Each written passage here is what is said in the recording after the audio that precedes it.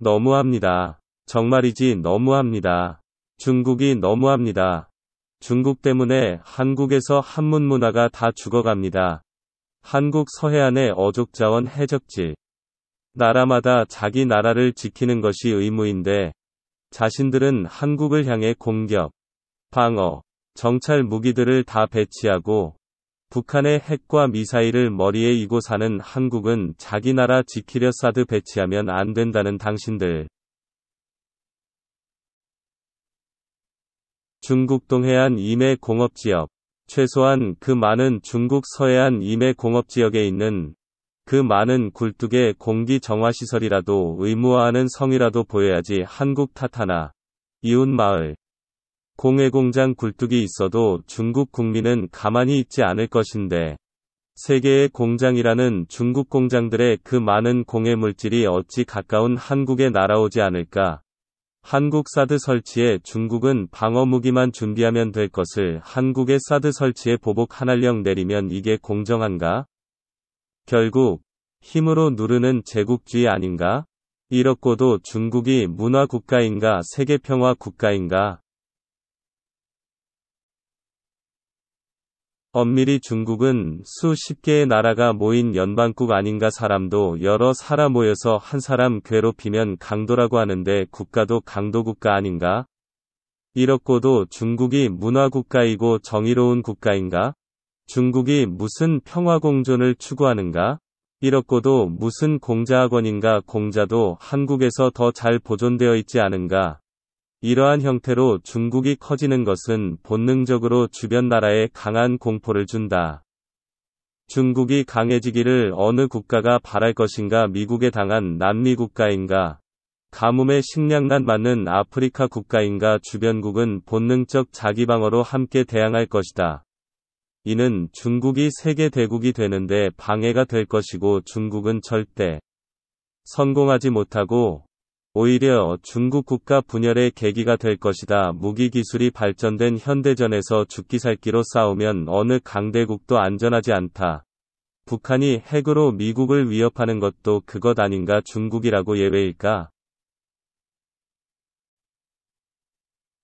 싸늘해진 중국. 중국인 혐오증을 못 느끼는가? 수십 개 국가가 하나의 국가로 힘을 행사하는 것이 뭐가 그리도 대단한가?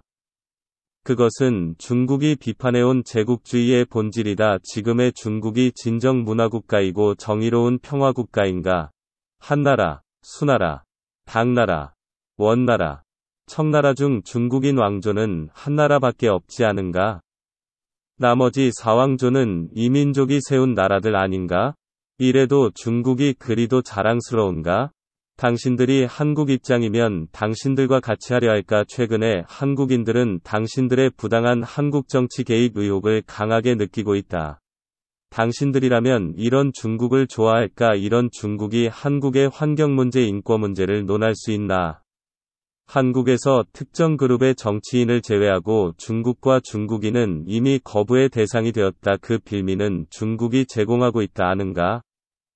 한국인과 친근했던 한자 문화마저 통째로 외면당하는 것이 현실이다. 한자의 자에도 이제 한국인은 한을 느끼는 것 같다.